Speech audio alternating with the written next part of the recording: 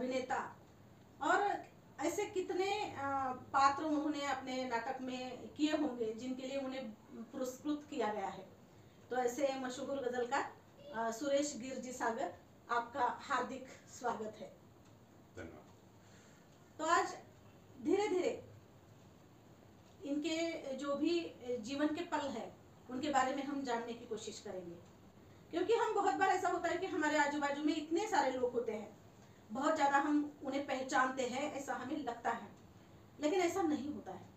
क्योंकि मुझे बहुत दिन लगे कि सर ये भी करते हैं, सर ये भी करते हैं, ये सब कुछ जानने के लिए। तो मुझे लगा कि श्रोताओं को भी मैं ये सब कुछ बता दूं कि यह व्यक्तिमत्व कैसा है, कितनी ऊंचाई पर पहुंच चुका है। तो इसके लिए हम शुरुआत करते हैं। सर जी, पुनः एक बार आपका हार्दिक स्वागत। धन्यवाद जी, आपको भी नमस्ते जी। शुरुआत में तो आप हमें ये बताइए कि आपका जन्म गांव कौन सा है? बड़ा अच्छा सवाल है जी। ये सवाल आज पूछा आपने जी। मैं अपना भाग्य समझता हूँ जी। अभी जो 22 जनवरी को होने वाला है जी। अयोध्या में जी। तो उस संबंध से मेरे गांव का नाम, मेरा जन्म स्थान रामतीर्थ है। वाह। निरंगा तालुका में मदनसुरी के बगल में जी। रामतीर्थ नाम का गांव है, वहाँ पे मेरा जन्म हो चुका है। जी। और आज मुलाकात में जी। अभी तो राम कथाएं चल रही है तो थोड़ा सा अभिमान भी हो रहा है कि चलो आज रामतीर्थ का भी नाम ले लें। जी जी जी, बहुत बढ़िया। और आपका बचपन कहाँ पर गुजरा और किस तरह से आपने बचपन को अपने जिया है? एक ऊपर सवाल मैं आपसे पूछूं जी कि बचपन की उम्र आप क्या समझते हैं? जी, बस या तो 7वीं 8वीं कक्षा तक की जो उम्र होती है, जैसे बचपन से छोटी आयु से, जैसे प्राथमिक पाठशालाएं होती है, माध्यमिक पाठशाला होती है, जी जी, बस वो उम्र बचपन की होती है। हाँ। उसके आगे जब चलते हैं हम तो किशोरावस्था होती है। जी बिल्कुल बिल्कुल। तो पहले मैं बता दूं आपको कि मेरा बचपन कहाँ कहाँ गुजरा है। जी जी। वैसे तो लातूर का रहने वाला हूँ, तो लातूर में गुजरा है जी। रामतीर्थ में गुजरा है जहाँ पे मैं जन्म लिया। हाँ। और किल्लारी के बाजू में जी मंगरूल नाम का एक गांव है, उसके बगल में गांधनखेड़ा नाम का एक गांव है जी, जो हमारे मामा का गांव समझकर हम वहाँ जाते थे। जी जी। और वहाँ पे बचपन की कई यादें हैं। जी जी। लातूर की बात बता दूं मैं, अभी जो बसवेश्वर महात्मा बसवेश्वर कॉलेज है जी, वो तब नहीं था हमारे बचपन में। जी जी। वहाँ बेलपत्री नामक ये थी वो स्मशान। तो वहाँ रहते थे हम। जी जी।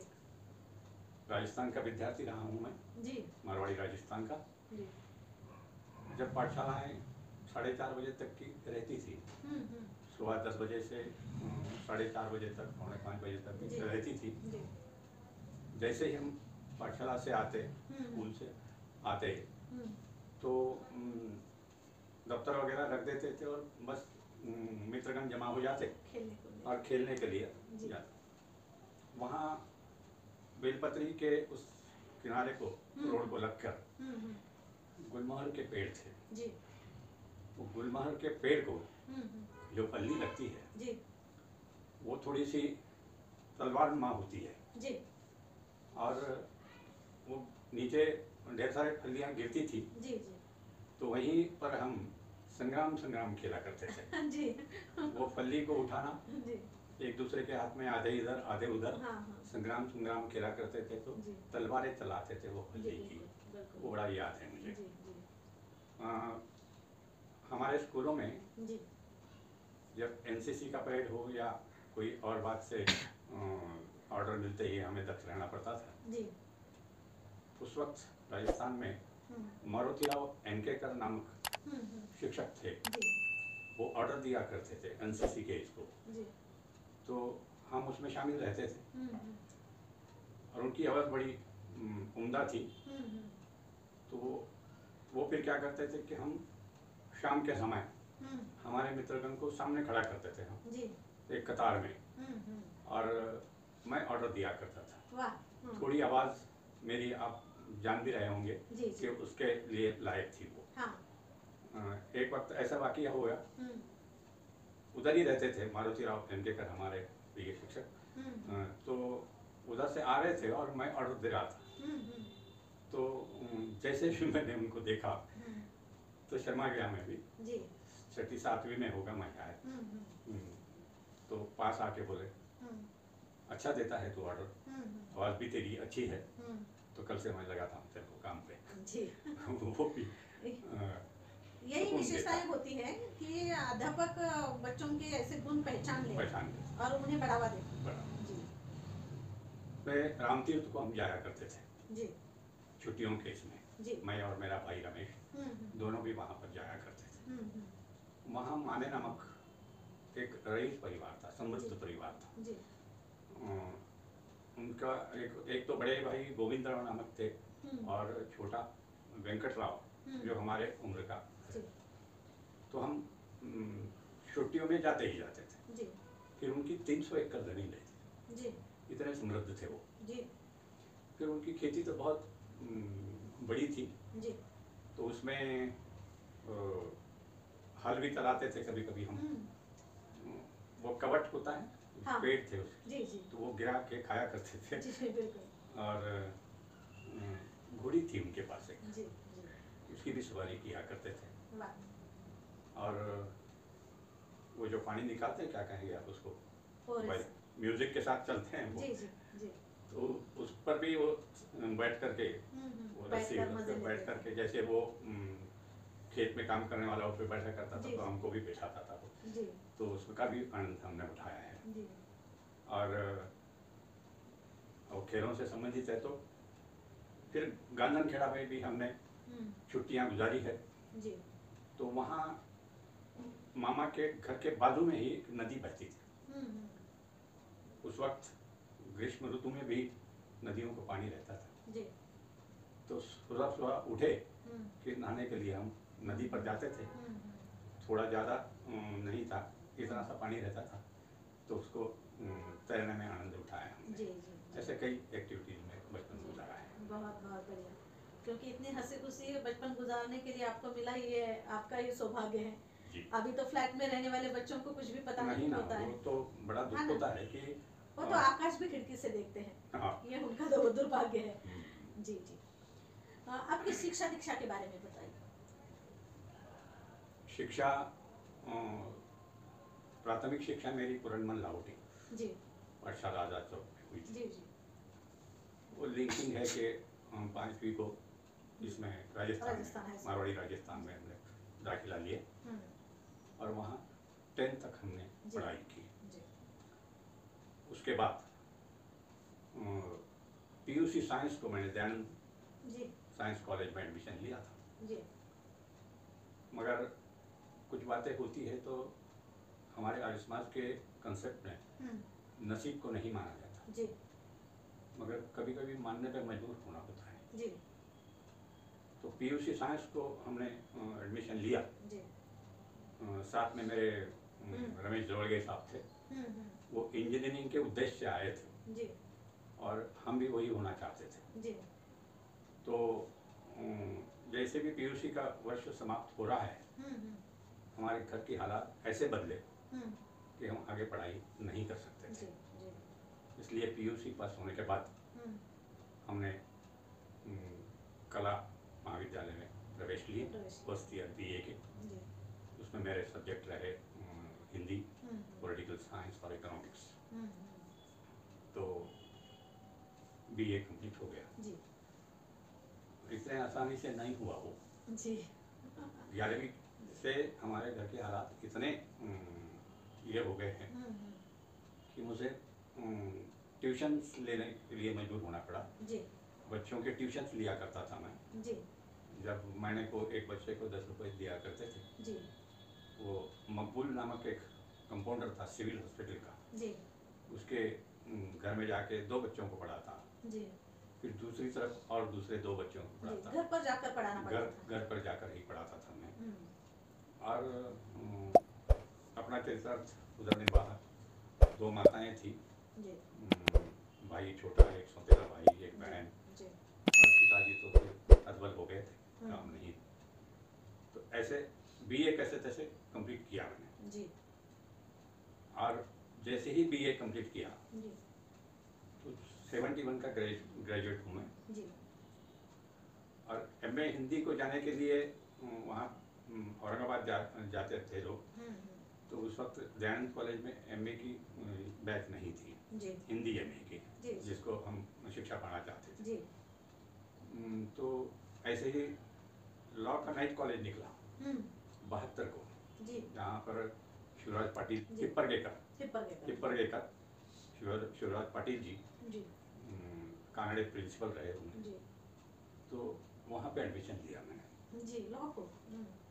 और जैसे ही एक 5-6 महीने क्लास अटेंड की मैंने तो चरितार्थ चलाने के लिए उदर निर्वाह का साधन मैं मजदूरी किया करता था जी। तो मैं इसलिए कह रहा हूँ कि नसीब को कुछ मानना पड़ता है। जी। जी। अनुभव के तौर पर बता रहा हूँ जी बिल्कुल। तो एक शख्स रात को जब मैं गया क्लास में तो एक विद्यार्थी जिसको विद्यार्थी कहेंगे वो जी। जी विद्यार्थी प्रौढ़ भी होगा तो विद्यार्थी कहेंगे जी। बाजू में आके बैठा जो कभी मेरे बाजू में नहीं आ रहा था। तो उसने कहा कि आप क्या करते हो दिन में? तो मैंने कहा कुछ नहीं पढ़ाई कर रहा हूँ। उसने पूछा कि आप नौकरी करना चाहते हैं जी। मुझे ज़रा आश्चर्य लगा। मैंने उससे कहा कि मैं तो नौकरी के लिए तो पढ़ रहा हूँ तो तुम मेरे ऑफिस में आओ। मगर आप कौन है? तो मैं यहाँ का तहसीलदार हूँ जी। उस वक्त आगे क्या होने वाला है तहसीलदार की पोस्ट क्या होती है वह बातें ज़्यादा नहीं जानते थे। तो बड़ी खुशी हुई तहसीलदार को बहुत बड़ा माना अब वो अपने को नौकरी दे देगी ऐसा एक विचार रखकर दूसरे दिन उनसे मिलने गया। तो उन्होंने कहा कि मेरे पास सुकड़ी का एक लेटर आया है आपको शोलापुर जाना होगा वहाँ पर वो आपको अपॉइंटमेंट देंगे। तो फिर उनके आदेश से उनका एक पत्र लेकर मैंने शोलापुर में वहाँ जाके सेंट्रल किचन था वहाँ पे सोलापुर में तो उनको बताया तो उन्होंने मुझे तालुका सुपरवाइजर लातूर तालुका सुपरवाइजर की अपॉइंटमेंट कर दी। उस वक्त वो पीले झंडी की जीप रहा करती थी मेरे पास डिस्ट्रीब्यूटर अपॉइंट करने के क्लर्क अपॉइंट करने के वगैरह बातें तो सब बहुत ही प्रामाणिकता से किया करता था। आगे पता चला मुझे कि ये सिर्फ 6 महीने का है और मैंने लॉ कॉलेज जाना छोड़ दिया था। तो वो 6 महीने हो गए परीक्षाएं आई परीक्षा में तो पास हो नहीं सके स्टडी नहीं थी और छोड़ दी बातें। फिर बाद में 2 साल के बाद 74-75 एमए का बैच शुरू हो गई दयानंद कॉलेज में हिंदी के एमए की। तो मैंने वो ज्वाइन कर ली उसमें स्कॉलरशिप मिला करती थी तो 75 रुपये मिला करते थे। उसके लिए भी मैंने ये किया और उस वक्त बशेश्वर कॉलेज हो चुका था और उसके सामने मेरी पानपट्टी थी। मैं पानपट्टी चलाता था जब भी समय मिला क्लास अटेंड किया करता था।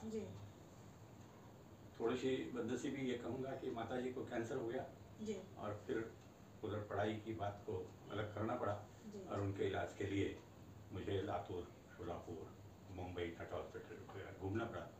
तो मैंने एमए कंप्लीट नहीं किया है ये हालत रही है। यानी शिक्षा के क्षेत्र में आपको बहुत ज़्यादा जो भी समस्याएं आई हैं उन्हें लांघते हुए आगे बढ़ने की कोशिश करनी पड़ी जी। और फिर भी आप जो चाहते थे बनना चाहते थे वो नहीं बन पाए ऐसी परिस्थितियां आपके सामने आ गई जी। तो ये अब जो भी नए बच्चे हैं अभी आज की पीढ़ी के बच्चे हैं जब भी सुनेंगे ना तब उन्हें पता चलेगा कि अपने जीवन में समस्याएं आना क्या होता है जी। क्योंकि अभी तो हम घर पर आराम से बैठ रहे हैं हमें गाड़ी नहीं मिल रही है तो नाराज हो रहे हैं मोबाइल नहीं मिल रही है तो नाराज हो रहे हैं। तो ये भी समस्याएं होती है जिंदगी में ये उन्हें पता चल जाएगा। ये बराबर आप देखो कि प्रेरणा कहाँ से मिलती है श्रम करने की। तो मैं एक उदाहरण बताऊंगा जी कि मेरे कई किस्म के दोस्त रहे जी रिक्शा चलाने वाले भी रहे जी। मेरे ही पास में एक गफूर नामक लड़का था मेरी हम उम्र का, तो वो साइकिल रिक्शा चलाया करता, दिन में चलाया करता। और उस वक्त मैंने पैगाम पिक्चर देखी थी दिलीप कुमार की। वो रिक्शा चलाते थे और जब भी गिराइक नहीं होता तो वो रिक्शे में बैठ के किताब पढ़ते थे। वाह। तो उससे भी प्रेरणा मैंने ली। जी। तो मैंने उसको कहा कि मुझे रिक्शा सिखा दे। हाँ।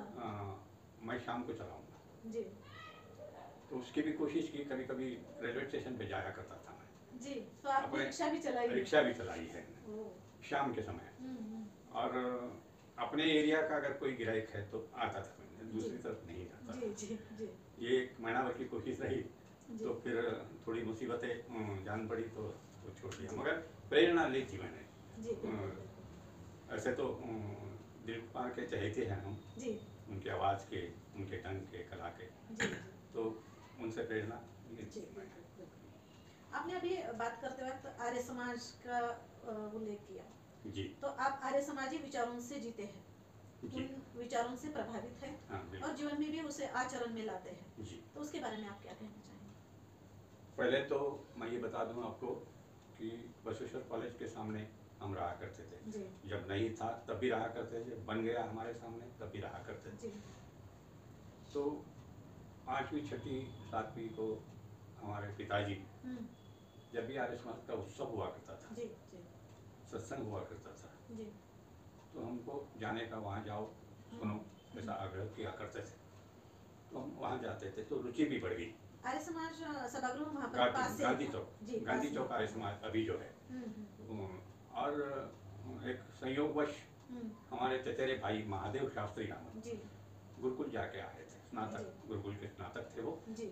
और यहाँ आकर वो प्रचार में लगे रहे थे। वैसा वो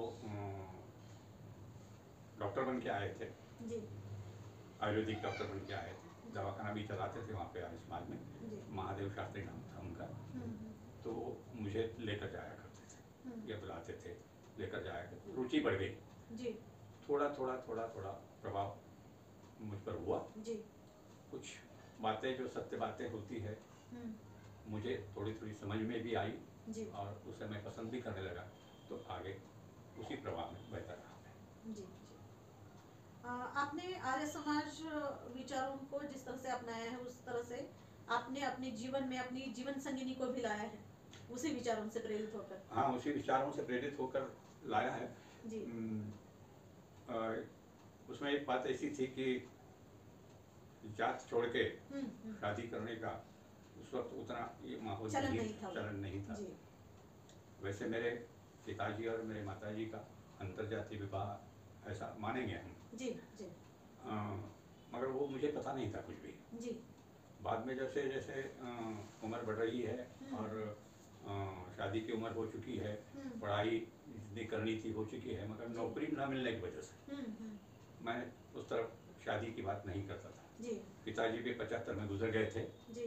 तो मुझे ही सोचना था और मुझे ही वो करना था जी। और फिर माताजी का जो कैंसर का सिलसिला चालू रहा जी। तो उनमें भी ज़रा घबराहट उनके चेहरे पर देखी मैंने। उनको ऐसा लगता था कि पिताजी तो चले गए हैं, इनको ना नौकरी है ना कोई आमदनी है जी। मैं भी चली गई तो ये सब जी। परदेशी हो जाएंगे जी। तो बातों बातों में मैंने वो उनकी मंशा को ताड़ा और मैंने निश्चय किया कि मैं शादी करूँगा। शादी इसलिए करूँगा कि माताजी को जाते जाते वो समाधान रहे जी। कि कोई मेरे पीछे है जी। उनकी आंखों के सामने मेरी शादी भी हो जाए और कोई मेरे पीछे खड़ा है ऐसा उनकी नज़र में आए। तो फिर मैं आर्य समाज में उस बात की चर्चा की मैंने। तो एक जगह मुझे लड़की देखने के लिए भेजा गया, तो लड़की मैंने देखी भी, मेरे मन में पसंदी आई तो मैंने उनसे करवा भी दिया जी। बीच में 1 महीना 1.5 महीना हुआ तो उधर से कोई संदेश नहीं रहा जी। तो मैंने सोचा कि चलो अपनी बहुत गरीबी है, वो बड़े लोग हैं जी। तो वो अपने को तो संबंध जोड़ेंगे नहीं अपने से। फिर एक दिन क्या होगा कि मैं चापसी के दुकान में, मेडिकल दुकान में काम किया करता था जी। वहाँ जैसे ही दुकान खुली और थोड़ी देर में एक शख्स पूछते हुए आया कि सुरेश गिर कौन है। तो किसी ने बता दिया तो मैंने उससे नमस्ते की। तो कहने लगे कि आपको आज निलंगा चलना है जी। मतलब किस लिए? तो बड़ीराम पाटिल जी ने बुलाया। मैंने कहा किस सिलसिले में? परसों जो आप लड़की देखने गए थे कुछ दिन पहले समझो, उस सिलसिले में जी। तो मैंने कहा शायद कोई बात बनने वाली है। तो बस से जाने के लिए पैसे ही नहीं थे। तो मैंने सेठ जी से कहा कि मुझे 10 रुपये एडवांस चाहिए। सेठ जी ने दे दिया। जाते वक्त मुझे पैसे खर्च करने की जरूरत नहीं पड़ी। उन्होंने टिकट निकाल और बड़ीराम पाटिल जी निलंगे करके घर ले गए मुझे। अंदर उनकी 3 मंजिला बिल्डिंग रही जी। अंदर हॉल में बिठा दिया मुझे। अभी वो आए नहीं थे। शख्स ने जो ले गया था वो बैठिए मैं इतना करता हूँ। तो थोड़ी देर के बाद सफ़ेद धोती, सफ़ेद शर्ट, सफ़ेद टॉवल और सफ़ेद ही बाल थे। जैसे ही आया नमस्ते कहा उन्होंने, तो मैंने उठकर उनको नमस्ते किया। बैठिए आप, उनके आदेश से मैं बैठ गया। बातचीत में इतना ही बता दिया उन्हें कि आपने लड़की देखी? तो मैंने कहा देखी। पसंद है? तो मैंने पसंद ही कहलवा दी, ऐसा उनको कहा मैंने। अच्छा, उन्होंने ये सवाल पूछा मुझे कि आपकी क्या अपेक्षाएं हैं जी। उस सवाल का जवाब मैं इस तरह से दिया मैंने, अगर आप मुझसे कुछ उम्मीद रखते हैं जी, तो मैं उस पात्र नहीं हूँ जी। इसलिए मुझे भी आपसे कोई अपेक्षा रखने का अधिकार नहीं है जी जी। इस वाक्य से चलो बस हो गया मुझे। सुलझा हुआ जवाब पाके वो प्रभावित हो गए जी। आर्य समाज जाते जाते थोड़ी हिंदी आ जाती थी। जिस माहौल में रहते थे वो हिंदी और उर्दू के शब्द भी आ जाते थे जी। तो वो उत्तर से प्रभावित हुए वो जी। और खाना वाना होने के बाद में चलो बाहर चलेंगे, तो मुझे शिवाजीराव निलंगेकर जब वो इरिगेशन मिनिस्टर थे जी, उनके घर ले गए। उनका क्या रिश्ता है मुझे पता नहीं था, मगर उनके घर ले गए। जैसे भी शिवाजीराव ने बड़ीराम पाटिल जी को देखा तो बसा बोल के बोल दिए और मैं बाजू में खड़ा रहा। तो उन्होंने मुझे भी बैठने को कहा, बैठ गया। बड़ीराम जी पाटिल शिवाजीराव को कह रहे थे ये लड़का है, अपनी लड़की देना है इसे, ये ग्रेजुएट है, अभी उसको कोई नौकरी नहीं है, ना घर है न जमीन है, कुछ नहीं है, बस ये आपको बताने आया हूँ और आप अगर परवानगी देते हैं तो इसकी शादी कर दूँगा। तो हंस लिए और कहा कि करो। नहीं वो सब बातें और ठीक है करो। जैसे ही बाहर निकला मैं कपड़े की दुकान में लेके गए, मुझे जूते की दुकान में लेके, सब खरीदी हो गई और तीसरे दिन शादी हो गई शादी जी। बहुत बड़ा किस्सा रहा है। ऐसे करते हुए राधा भाभी जी आपके जीवन में आ गई जी। आदरणीय बड़ीराम जी पाटिल पर आर्य समाज का इतना जुनून सवार था, उसके प्रचार हेतु वो सबकी बेटी को अपनी बेटी मानकर सबका कल्याण किया करते थे। हम पर भी उन्होंने ऐसा ही कल्याण किया है। लेकिन आपने अपने जीवन में जीवन संघर्ष बहुत ज्यादा किया है। अब तक भी आपने जो बात रखी उसमें भी हमने सुना कि कैसे कैसे आप आगे बढ़ते गए, लेकिन फिर भी ऐसा कुछ है जो अभी जीवन संघर्ष के तौर पर आप कहना चाहेंगे? जीवन संघर्ष तो चला रहता है हर मनुष्य के इसमें जी, जीवन में जी। जब सफलताएं मिलती है तो उसको संघर्ष नहीं यश बताते हैं जी, बिल्कुल। और जब सफलता नहीं मिलती तो मैंने बहुत बड़ा संघर्ष किया, ऐसी बात होती है जी। तो ऐसे कई प्रसंग आए जी। एक बता दूं मैं कि हमारी बेटी पॉलिटेक्निक कॉलेज में पढ़ती थी जी। मैं थोड़ा सा अलग संस्कार का व्यक्ति हूँ जी, तो बहुत बारीकी से मैं उस पर नजर रखा करता था जी जी। हर उम्र में क्या हो सकता है इसकी भी जानकारी मुझे थी जी, मगर कितना भी 24 घंटे तो उसके साथ नहीं रह सकते।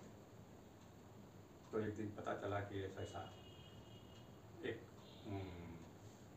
विद्यार्थी है, उससे दोनों में कुछ प्रेम की बातें हो रही है जी। कितना भी आर्य समाजी में रहा जी, फिर भी टेंशन इस बात का रहा जी ये बच्चे जब पढ़ते हैं, हम्म, पढ़ाई के अलावा अगर वो कुछ करते हैं जी तो उसके पक्ष में मैं नहीं था। जी जैसे भी मुझे पता चला तो मैंने उस लड़के को हम्म, जाके उसके घर पे समझाया, जी मुझे जाति पाति का बंधन नहीं है, जी मगर आपकी पढ़ाई के बीच अगर ये बात वारदातें होती है तो ठीक नहीं रहेगा। जी आप उम्र के पढ़ाई, हिसाब से हाँ, हाँ पढ़ाई करो, पढ़ाई करना जरूरी है। सक्षम बनो अपनी जी। पत्नी को संभालने के लिए जी और मेरे पास आ जाओ। जी उसका बीच का जो मनस्ताप मुझे ये होता है हम्म, कि मैं हूँ आर्य समाज, जी वो कहाँ थे, जी आगे बनेगी नहीं बनेगी बात, हम्म, मगर ईश्वर की कृपा मुझ पर रही। हम्म, वो पढ़ाई भी उन्होंने कर ली जी और उनका रिश्ता भी जमा, जी और आज जी बहुत ही समृद्ध परिवार है मेरी बेटी का। जी तो ये सफलताएं मिली तो मैं उसको संघर्ष नहीं मानता, जी जी जी ऐसा ही होता है, बिल्कुल बिल्कुल बिल्कुल चलते रहता है। जी। कोई अब बीच में मुझे 2004 में हम्म, हार्ट अटैक आया था, जी उसका ऑपरेशन मुंबई में हुआ। जी बाईपास हो गई। हाँ, ओपन हार्ट सर्जरी हो गई थी। जी आज के चलते मुझे एक आंख से दिखाई नहीं देता, राइट साइड से जी एक ही आंख है। जी ऐसी कई समस्याएं रहती है, हम्म, जीवन ऐसी समस्याओं का सफर है, हिम्मत से करना है। जी बिल्कुल बिल्कुल। और जब हिम्मत अपने पास होती है तो हर मुश्किल आसान लगती आसान होती है। है। जी जी आपने ये जो भी जीवन संघर्ष किया, ये जो भी अपनी जीने के लिए कुछ अलग अलग पैंतरे अपनाए, इसके साथ आपको पढ़ने लिखने का शौक कब से और कहाँ से शुरू हुआ? लिखने का कहिए। हाँ लिखने का, पढ़ा भी उतना ही होगा ना? नहीं, एक नहीं? बात उसमें ऐसी हाँ, थी कि हाँ। थोड़ा सा स्वभाव अलग टाइप का था। हाँ जैसे मैं कॉलेज में प्राध्यापकों के लेसन सुनता था, जी बस उसी पर मैं परीक्षा दिया करता था। जी। तो अभ्यास करने के अभ्यास लिए करने की हाँ, उसमें समय प्रवृत्ति नहीं थी, प्रवृत्ति नहीं थी, नहीं समय थी, बस वो सुनता था बस। हाँ। और एकाग्र होकर सुनता था, जी जी तो बात ध्यान में रह जाती थी, ग्रहण करने की क्षमता उतनी क्षमता थी। हम्म, मगर कोई एक रीडिंग का जो आदत रहनी चाहिए, जी वो लिखने के लिए एक मेरी बदकिस्मती से नहीं थी। जी जी तो आज के इसमें मुझे ये एहसास होता है जी कि अगर मैं आदर पढ़ने का शौकीन रहता तो कुछ तो और मेरी होता। भाषा में भी और भी सुधार हो जी, सकते थे। जी जी बस पढ़ने का शौक नहीं रहा, जी सुनने का रहता है। सुनता मैं बहुत एकाग्र बुद्धि से सुनता हूँ, जी जी और सुनने के बाद जो स्मरण में रहता है जी उसी पर जी, चलाते थे। अच्छी बात है। फिर लेखन की तरफ कब बढ़े आप? कब लेखन, लगा आपको लेखन करें या कुछ अपने विचारों को अभिव्यक्ति दे? हाँ, तो बीए की पढ़ाई चालू थी। जी शायद मैं समझता हूँ कि पीयूसी की पढ़ाई जी में हम रमेश जवड़िया मेरे साथी रहे। जी उस वक्त प्रदीप राठी जी भी मेरे क्लासमेट रहे थे, ओह और एक शशिकांत पाठक नामक जी आजाद चौक वाले, वो भी मेरे क्लासमेट रहे। हम्म, तो मुझे सामने जरा अंधेरा नजर आता था, जी ये पढ़ाई कब होगी, घर के हालात तो इतने जी, जी। बुरे हैं, तो उसको संभलेंगे कैसे। जी तो ऐसे ही एक दिन मैंने एक कॉपी पे लिख दिया, तकदीर क्या बयां करूं मैं, मेरी राह पथरीली है। वाह तकदीर क्या बयां करूं मैं, मेरी राह पथरीली है। हम्म, रात तो रात है, मेरी सुबह भी काली है। वाह वाह इस क्या प्रकार बात। का जज्बा मन में क्यों आया, कैसे आया पता नहीं, मगर लिख दिया मैंने। और हमारे दोस्त रमेश जवड़गे ने की तरफ काफ़ी बढ़ाई, तो उसने पढ़ने के बाद ये कहा, अरे ये तो शायरी हो गई, जी और आप तो शायरी लिख सकते हो। जी जी फिर कुछ बीती बातें, प्रसंग याद कर करके कुछ लिखा करता था, जी और उसका संग्रह जब मैंने बनाया जी तो 2010 को सागर की लहरें का प्रकाशन हुआ। जी अपने गुरुदेव रणसोई जी, जी गुरुदेव ओम प्रकाश कोड़ीकर जी, जी और शायरी के माध्यम से डीवाईएसपी एम.आई. शेख साहब, उनसे भी मित्रता मेरी हो गई थी। जी। ये तीनों ने मुझे प्रोत्साहित- प्रेरणा दी, और सागर की लहरें का निर्माण हुआ, प्रकाशन हुआ। साहित्य प्रकार में आप कौन सी विधा को ज्यादा पसंद करते हैं?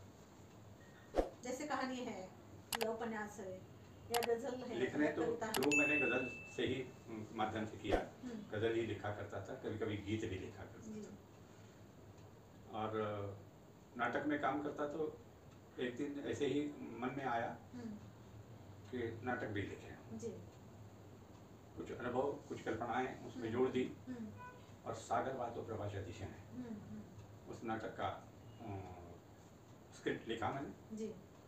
और योग्य पात्रों के तलाश में लातूर आने के बाद 94-95 में मैंने उसको मंचासीन किया जी। और उसमें ऐसी सफलता मिली। पहले बार जब मंच पर आया एसटी के अंतर विभागीय स्पर्धा के माध्यम से, तो मुझे और एक और पात्र को आपने वो श्री कुमार बोरा जी का हैदराबाद के, तो दोनों को भी अभिनय के पारितोषिक मिले। फिर बाद में कामगार कल्याण केंद्र में हमने नाटक खेला, तो मेरे उस नाटक में सिर्फ 6 पात्र, पुरुष पात्र 6 थे, एक लेडीज थी, तो 5 को अभिनय के पारितोषिक मिले। मुझे सर्वद्वितीय मिला, बाकी लोगों को अभिनय के पारितोषिक मिले। दिग्दर्शन मैंने किया था, तो दिग्दर्शन का द्वितीय पारितोषिक भी मुझे मिला। 15 नाटकों में वो दूसरे नंबर पे नाटक आया। क्या बात है। तो आगे चल के ब्रह्मघाट लिखी, कुछ अनुभव को और संजोया, तो सुनवई आता कोर्टात लिखी। अब वो ब्रह्मघाट का भी प्रयोग हो चुका है। सागर वातो प्रभाषा दिशा तक हो गया है। अब सुनवई आता कोर्टात का प्रयोग करने की मनीषा है, तो देखे कब बाकी होता है। रचना का उल्लेख करना बाकी रह गया। अभी नाटक की बात की आपने, गजल की बात की। हाँ जी। एक तो 2010 में सागर की लहरें का प्रकाशन हुआ जी।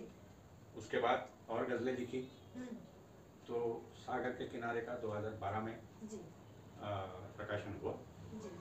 उसके बाद जो गजलें लिखी है अभी मैंने जी 12 और 23 का दरमियान में अच्छी अच्छी गजलें लिखी है। जैसे अपने पत्ते को हम अच्छा ही कहेंगे, अब लोगों को वो समीक्षा कर लें। नहीं, आपके हर एक गजल को लोग बहुत ज़्यादा पसंद करते हैं, तो शुक्रिया। तो लिखी है तो कुछ 25-30 गजलें जी अच्छी लगती है और उसको फिर से प्रकाशित करने की मेरी मंशा है जी। अब मैं ये सोच रहा हूँ कि सागर की लहरें में जो उम्दा गजलें हैं जी 10-5 और सागर के किनारे में 15, ये 30, ऐसा करके सागर के इशारे पुस्तक प्रकाशित करने का इरादा है। सागर से आपका अलग रिश्ता है लग रहा है, और सागर को छोड़ नहीं रहे। जी। आपने अभी हैदराबाद मुक्ति संग्राम पर जो 75 साल हो गए हमें मुक्ति संग्राम को, तो एक नाटक में काम किया है। सरदार वल्लभ भाई पटेल जी की आपने भूमिका निभाई है, जो बहुत ज़्यादा सराहनीय हुई, लोगों ने बहुत ज़्यादा सराहना की उसकी। तो उसके बारे में आपकी संवेदनाएं क्या है, आपको क्या लगता है?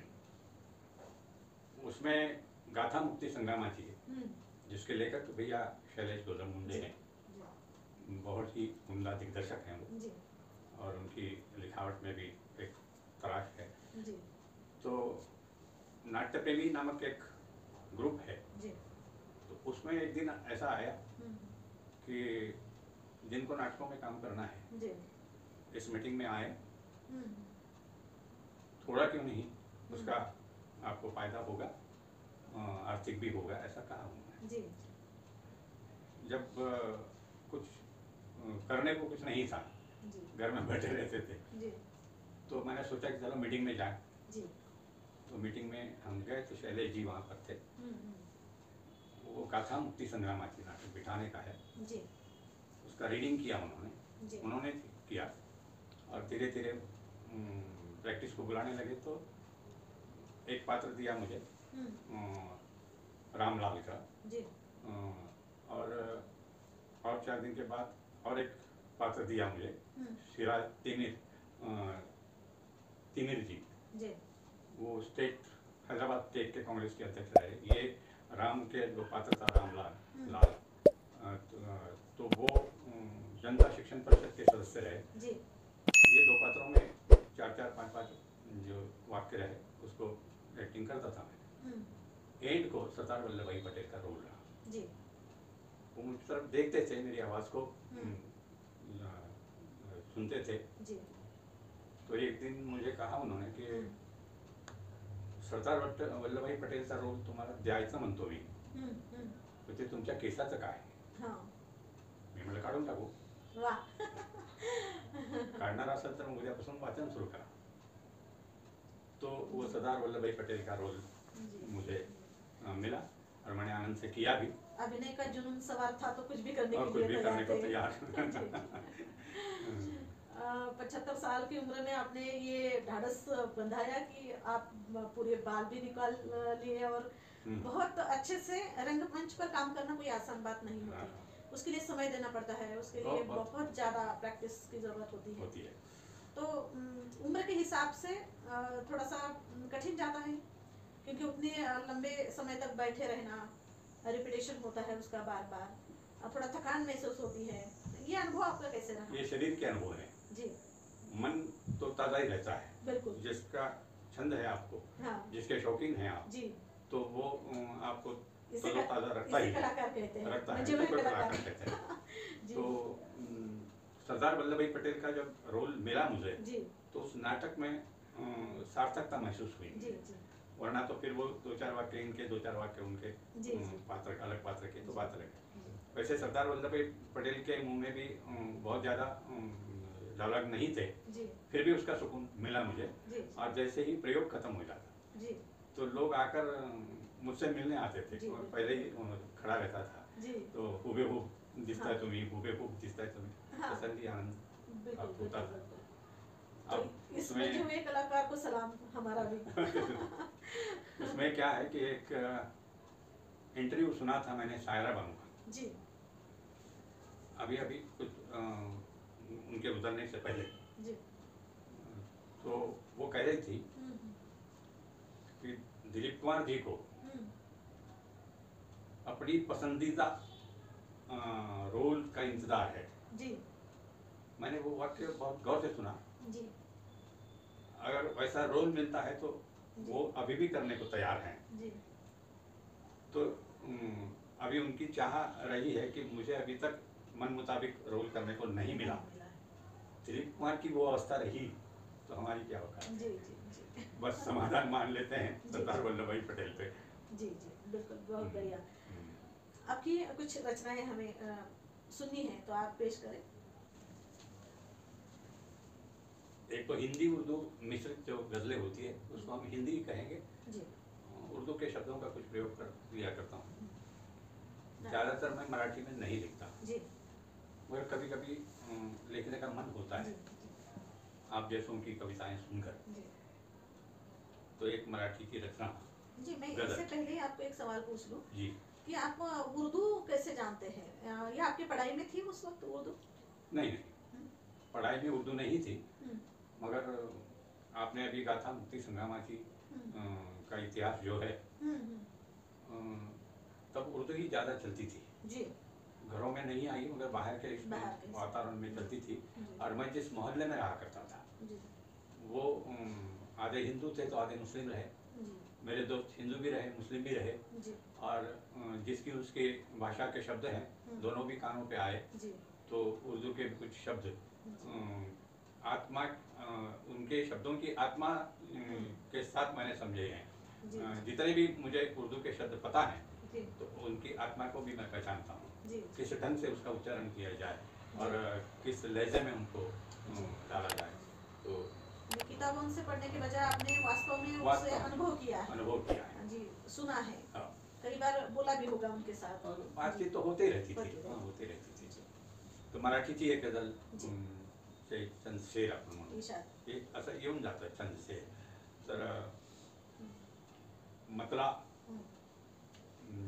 ऐकतो तुम्ही काही वेळेला मला असं वाटतं हा तो मतला शब्द आहे तुमच्या त्या दोन ओळी गझलच्या वर प्रथम येणाऱ्या ज्याचा काफियाही जुळला पाहिजे, ज्याचा रदीफही त्याच्यासोबत राहायला पाहिजे असा जो विषय आहे आणि एक भाव मनामध्ये येतो, एक प्रसंग पाहतो आपण तो अनुभवतो प्रसंग आणि तो भाषेच्या माध्यमातून आपल्याला अभिव्यक्त करायचा आहे, त्याची जी निचोड असते त्याला निचोड म्हणून आपण थोड्या ती अशी उमाळी आल्यासारखी येत आहे आणि दोन वेळी निघून जातो आपण आणि ज्याला हिंदीमध्ये मतली म्हणतात तशी मतली आल्यासारखे त्या दोन ओळी येतात म्हणून त्याला मतला म्हणत असावा असं मला वाटतं कधी कधी आणि मग नंतर आपण कोशिश करतात आणि ते कामयाब झाल्या म्हणजे मग बरं। आता मी असं लिहिलं की लिहितो कविता पण कुणा कविच्या स्पर्धेत नसतो वाह. लिहितो कविता पण कोण्या कवीच्या स्पर्धेत नसतो मी. दिसतो जसा अगदी तसाच माझ्या कवितेत असतो मी. क्या बात है, बहुत बढ़िया. आणि मग आता प्रयत्न सुरू आहेत. सौंदर्य उपासक मी, पाहतो ईश्वरी लीला, नि होतो नतमस्तक. सौंदर्य उपासक मी, पाहतो ईश्वरी लीला आणि होतो नतमस्तक. भावता मज व्यक्तिगत सुंदरता, मन हरकून बसतो मी. वाह वाह. मन हरकून बसतो मी. वाह. वेगवेगळे विचार येतात मनामध्ये. त्यातला शेर बघा. आपली कल्पना शब्दबद्ध करण्यापूर्वी चा एक अनुभव माझा. आपली कल्पना शब्दबद्ध करण्यापूर्वीचा एक अनुभव माझा. इतरांचे मत घेताना होते मतांतर आणि चर्चेत फसतो मी. क्या बात. चर्चेत फसतो मी. हा एक शेर. काय उगवेल कसे उगवेल फळेल का, प्रश्न नसे माझे म्हणी. वाह. काय उगवेल कसे उगवेल फळेल का, प्रश्न नसे माझे म्हणी. आपली शेती आपल्या क्षमतेने प्रामाणिकपणे कसतो मी. क्या बात है. आणि ज्याला मागता म्हणतो तो सादर करतोय आता. शोषितता असली म्हणून काय झालं. शोषितता असली म्हणून काय झालं, वेदना तर होतेच ना. शोषितता असली म्हणून काय झालं, वेदना तर होतेच ना. उसवते हृदय जेव्हा, अभिव्यक्त होण्या सागर, शब्द निसतो मी. वाह. शब्द निसतो मी. क्या बात है, क्या बात है. बढ़िया बढ़िया. धन्यवाद. हिंदी गजल. हिंदी गजल. काही काही वेळेला विचाराच्या आपले काय विचार आहेत त्यासाठी अभिव्यक्त होतो. तर त्यातला एक शेर माझा असा आहे कि बेशक अपनी अपनी चाहतों का रंग, बेशक अपनी अपनी चाहतों का रंग घर घर में रहे. बिल्कुल. बेशक अपनी अपनी चाहतों का रंग घर घर में रहे. जब निकलो घर से बाहर, जी. जब निकलो घर से बाहर तो परचम तिरंगा नजर में रहे. क्या बात है. परचम तिरंगा नजर में. बढ़िया बढ़िया. गीत भी लिखता हूँ और बड़ी बेबाकी से जी. कहने की हिम्मत रखता हूँ. जी. उसके गीत का एक अंतरा और एक बंद मैं सुनाऊं पहले. जी जी. मैंने कहा है कि सियासत के खेल में जी. मेरे वतन की हालत देख रहा हूँ. जी. सियासत के खेल में मेरे वतन की हालत देख रहा हूँ. सियासत के खेल में मेरे वतन की हालत देख रहा हूँ. मेरे अपने भारत से हारता मेरा भारत देख रहा हूँ. क्या बात. अपने ही भारत से हारता मेरा भारत देख रहा जी हूँ. जी जी. बहुत बढ़िया. वर्तमान स्थितियाँ जो आपने अपने शब्दों में पकड़ी है. हाँ. बहुत ही बढ़िया. आगे का बंद ऐसा है. जी. सवाल यह नहीं कि वतन है अमीर या है गरीब. बिल्कुल. सवाल यह नहीं कि वतन है अमीर या है गरीब. क्यों है कुछ बंदे जन्नत में. जी. क्यों है कुछ बंदे जन्नत में बाकी जहन्नुम के करीब. जी जी जी. मिटाती नहीं जी. ये फासले और बढ़ाती सियासत देख रहा हूँ. क्या बात. मेरे वतन से सियासत के खेल में मेरे वतन की हालत देख रहा हूँ.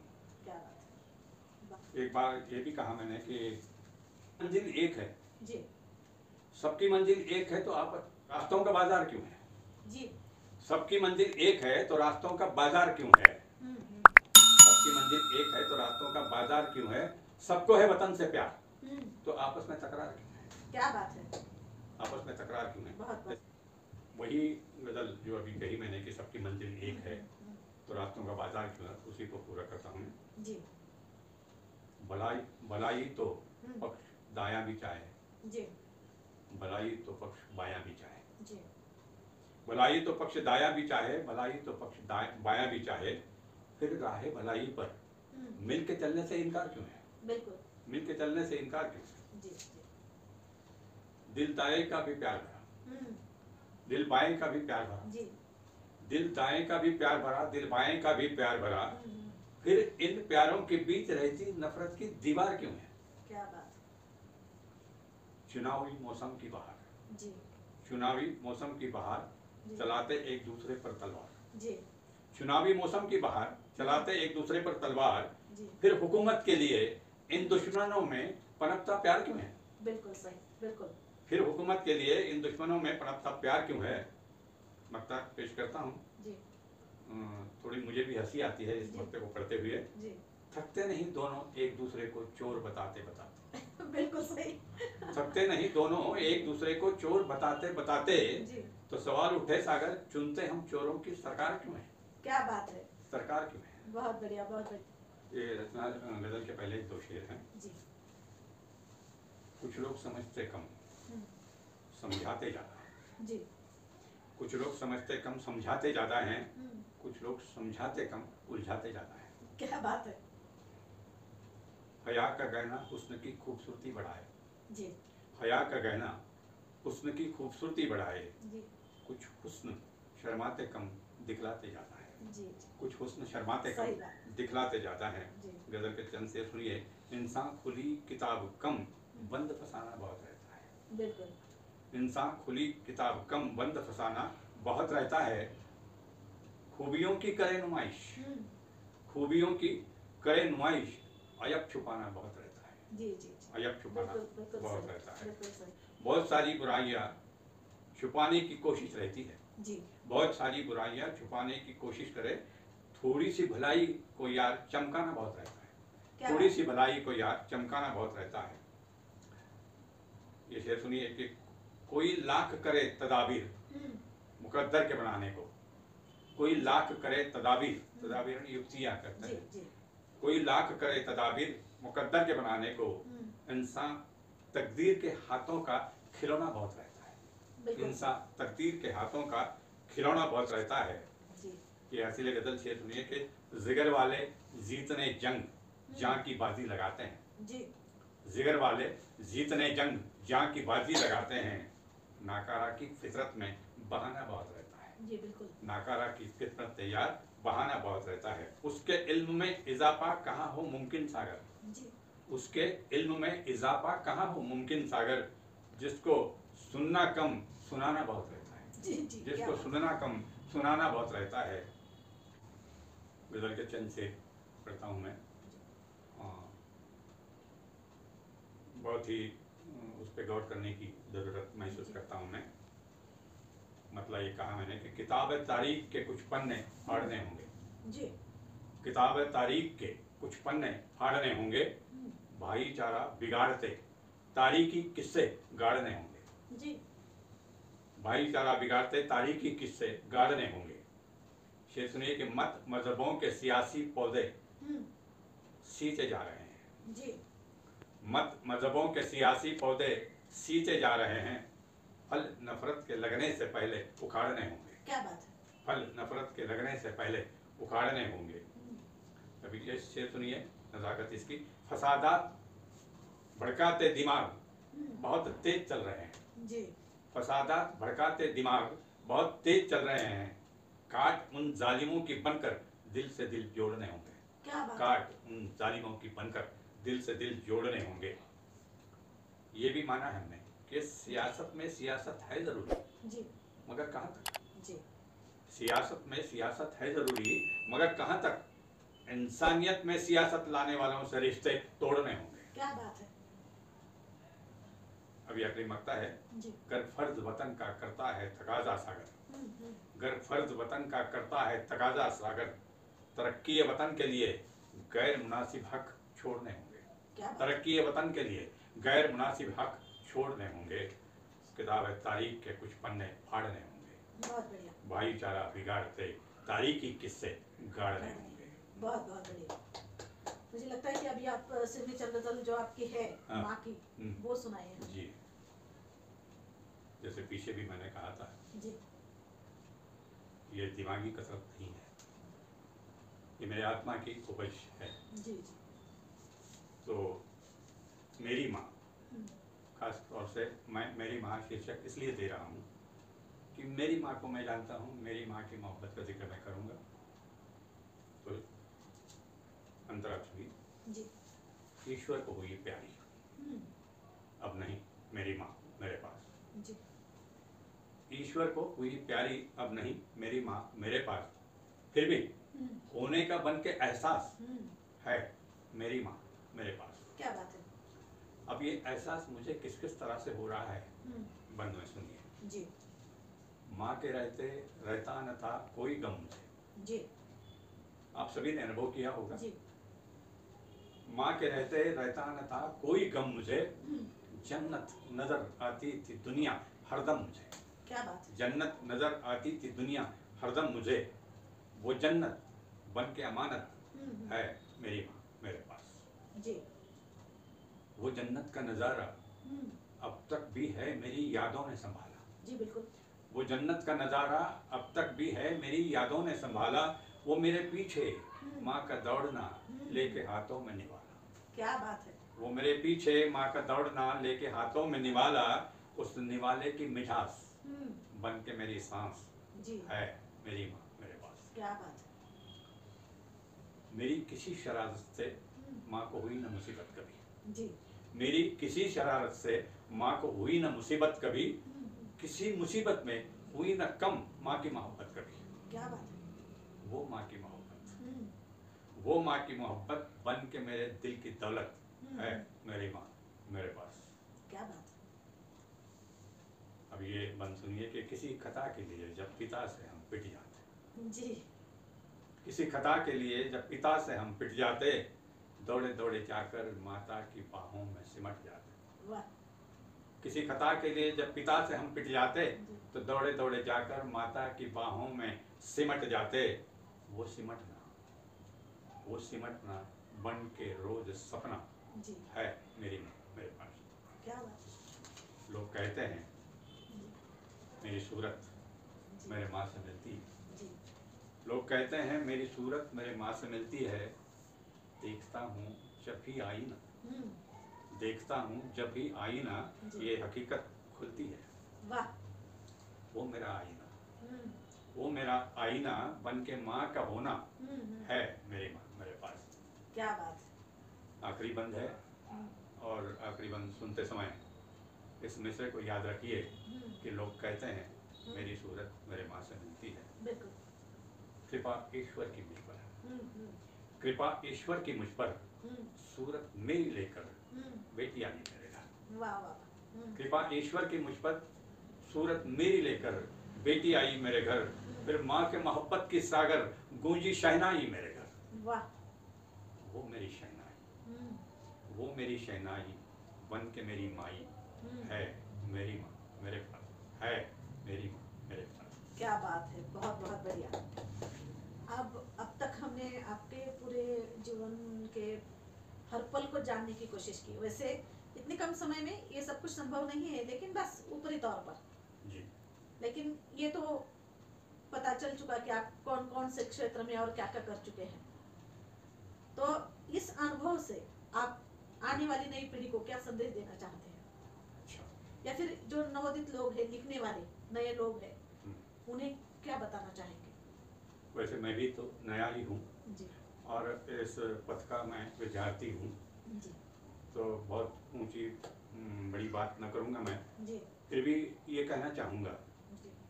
कि जितने भी लोग नए लोग रचना करना चाह रहे हैं, जी। गीत लिखना चाह रहे हैं, जी। गज़ल लिखना चाह रहे हैं, जी। तो मैं उनसे विनती करूँगा या मेरी सलाह है, परिवार कल्याण की बातें अपनी गज़लों में गीतों में रहें। जी। जी। समाज हित की बातें जी। अपने गीत गज़लों में रहें। जी। और सर्वोपरि जो राष्ट्र है जी।